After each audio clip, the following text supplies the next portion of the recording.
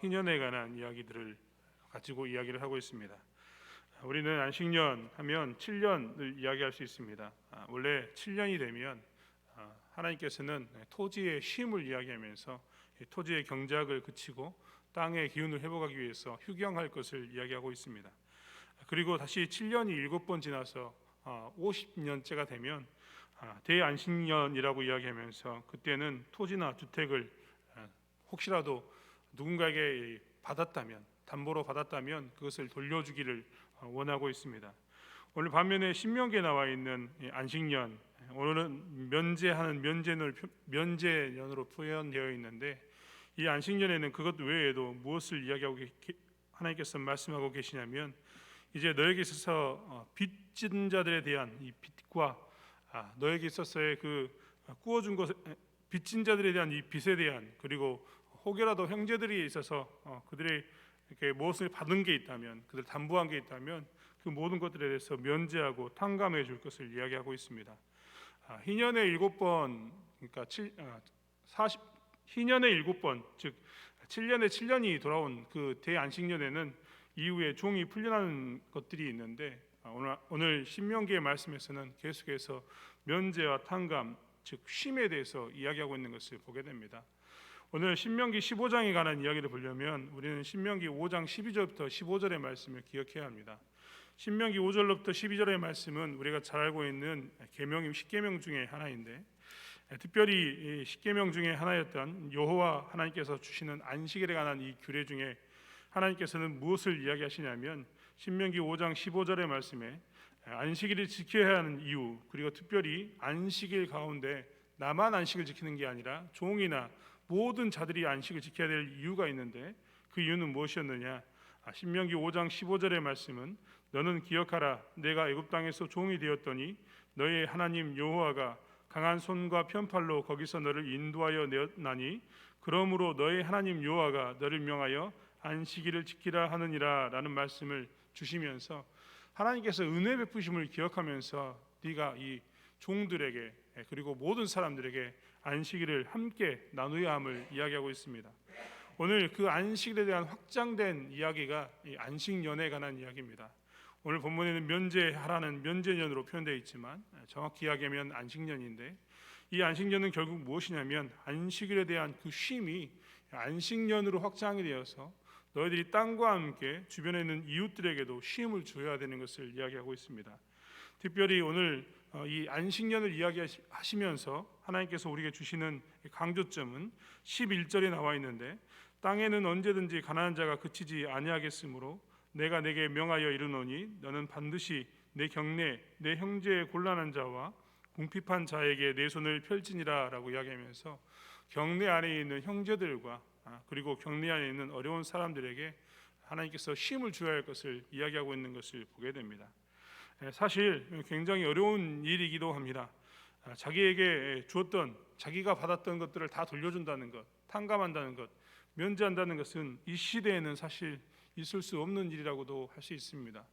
누군가 나에게 돈을 빌려갔는데 그 돈을 7년째가 됐다고 해서 탕감하라고 이야기한다면 아마 이 시대는 아마 있을 수 없는 일이라고 다들 이야기할 것입니다. 하지만 사실 곰곰이 생각해 보면 이 시대에 우리가 자본주의적인 가치관에 갇혀 살기 때문에 이런 것이지 불가능한 일은 또 아니라는 것을 알 수 있습니다. 지금 우리가 받고 있는 돈을 주고 이자를 받는 행위들은 사실 산업혁명 이후에, 근대 시대 이후에 이자를 받는 것이 합법화되었습니다. 중세시대 때만 해도, 그러니까 18세기 이전만 해도 돈을 빌려주면서 이자를 받는 것은 신자에게 불법적인 일이었습니다. 그런데 도시화되면서, 산업화되면서, 자본주의화되면서 우리는 이자 받는 것을 지금은 당연히 여깁니다.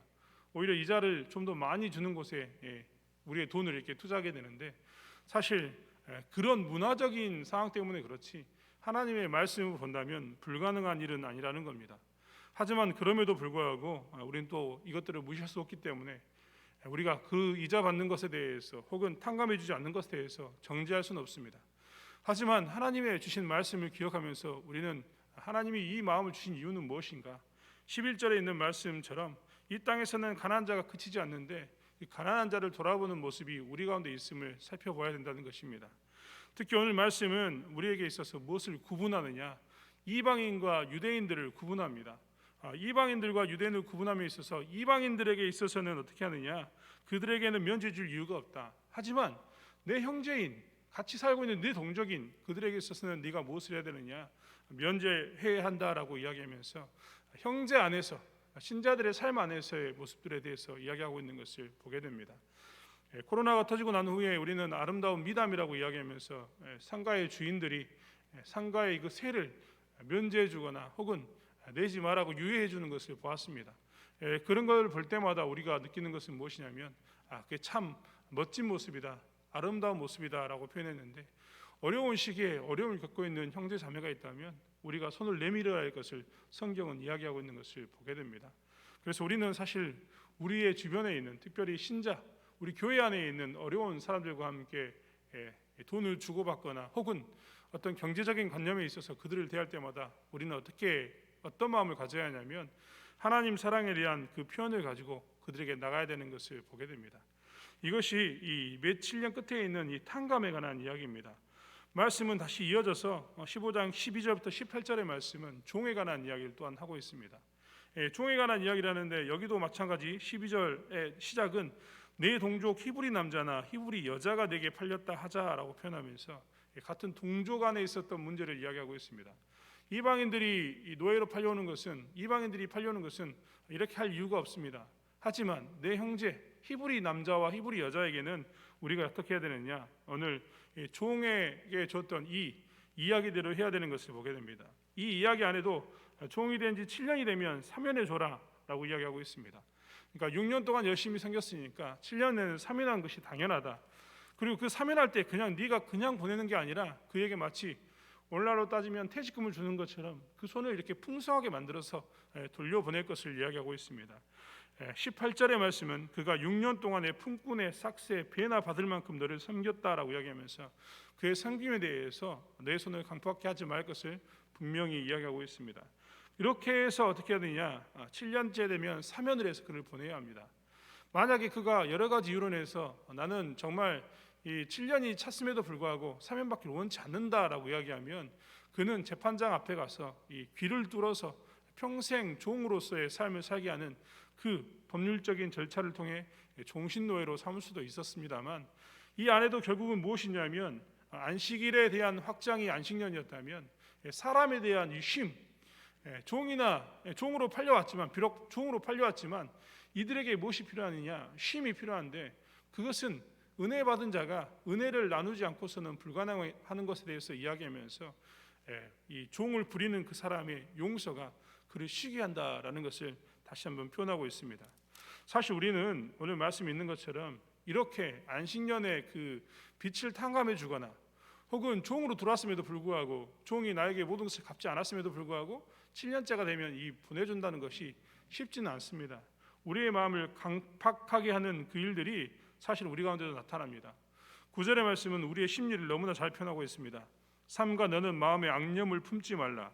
곧 이르기를 제7년 면제년이 가까웠다 하고 내 궁핍한 형제에게 악한 눈을 들고 아무것도 주지 아니하면 그가 너를 여호와께 호소하리니 네가 죄를 얻을 것이니라 라고 표현하고 있습니다. 우리의 마음은 이 사람이 이렇게 되면 풀려날 텐데 내가 굳이 할 필요가 있느냐, 내가 이 밭을 사면 곧 돌려줘야 되는데 내가 굳이 이렇게 할 필요가 있느냐라는 마음이 들게 된다는 것입니다. 그것에 대해서 하나님께서는 뭐라고 이야기하냐면 그것은 죄다라고 표현하면서 그런 마음을 품지 말 것을 이야기하고 있습니다. 아니 이게 무슨 죄가 됩니까? 라고 이야기할 수도 있겠지만 예수님께서 마태복음 18장 21절로 36절의 말씀에 1만 달란트와 100데나리온 빚진 자의 비유를 통해서 우리에게 이것이 죄임을 다시 한번 강조합니다. 1만 달란트를 표시하는 그 1만 달란트는 작은 돈이 결코 아닙니다. 요즘 돈으로 따져본다면 약 11억입니다. 약 11억. 더 넘는 돈이 될 수 있습니다. 100데나리온이라는 그 돈은 요즘 돈으로 환산해 보면 일당을 하루에 1데나리온 취급한다고 하더라도 1,000만 원 정도의 돈이 됩니다. 11억을 탕감받은 사람이 이 1,000만 원 때문에 형제를 핍박하는 것을 보고 괴롭히는 것을 보고 나중에 마태복음 18장 35절에 뭐라고 이야기하냐면 너희가 각각 중심으로 형제를 용서하지 아니하면 내 천부께서도 너희에게 이같이 하시리라라고 이야기하면서 그것이 죄됨을 분명히 이야기하고 있습니다. 사랑하는 성도 여러분, 우리는 다시 한번 우리의 형제와 이웃을 살펴보기를 원합니다. 우리는 우리의 형제와 이웃, 소위 말하는 영광대교회라고 정해진 이 교회 안에, 혹은 영광 지역에 있는 다 알고 있는 이 교회 안에 우리의 형제와 이웃에 대한 태도를 어떻게 하고 있습니까?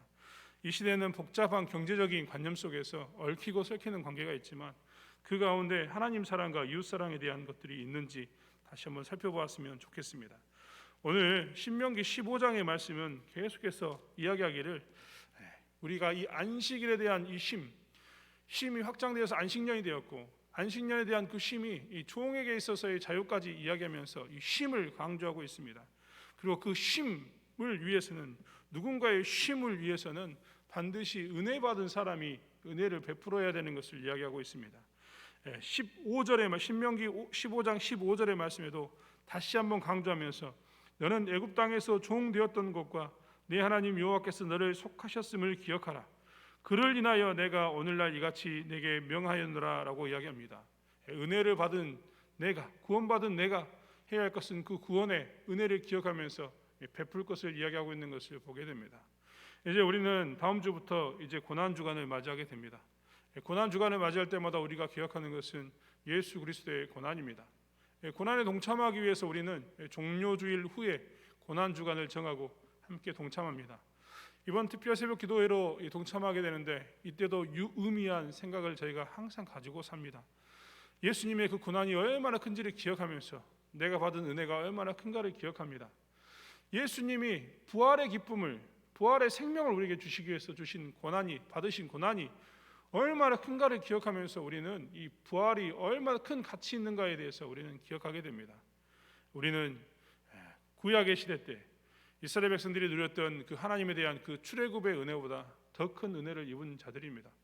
십자가에 못 박히신 예수 그리스도의 사랑으로서 우리가 구원을 받았습니다. 그 은혜는 이루 표현할 수 없습니다. 그렇다면 오늘 그 은혜를 얻었던 우리들도 무엇을 해야 되느냐? 여호와께서 너를 속하셨음을 기억하라. 여호와께서 너를 속하셨음을 기억하라라는 이 말씀처럼 은혜를 기억하면서 은혜 받은 자로서의 삶을 살아야 되는 것을 보게 됩니다. 그리고 그 은혜 받은 자로서의 큰 은혜 받은 자로서의 삶의 결과물은 형제 사랑과 이웃 사랑으로 나타나는 것임을 보게 됩니다. 우리에게 있어서 아까운 것은 무엇입니까? 소중한 것은 무엇입니까? 우리가 그것을 내려놓았을 때 우리는 이웃 사랑, 형제 사랑을 할 수 있는 것을 보게 됩니다. 하나님께서는 오늘 우리에게 그것을 요구하십니다. 사랑하는 성도 여러분, 어려운 시기일수록, 그리고 힘든 시기일수록, 그리고 가난은 영원히 끝나지 않는다고 이야기했는데 교회 안에서 힘들게 사는 사람을 보면 볼수록 우리는 더욱더 하나님 사랑을 가지고 그들을 대하는 저와 여러분이 되길 원합니다. 밑빠진 독이 아니라 정말 지속적으로 사랑해야 할 사람인 것을 기억하면서 그들에게 하나님 사랑을 기억하면서 나누는 저와 여러분이 되길 원합니다. 이번 고난 주간도 그리하여서 다시 한번 하나님의 은혜를 기억하면서 주변을 살펴보는, 나만의 그 부활의 기쁨을 누리는 것이 아니라 그들과 함께 부활의 기쁨을 누리는 저와 여러분이 되길 원합니다. 기도하겠습니다.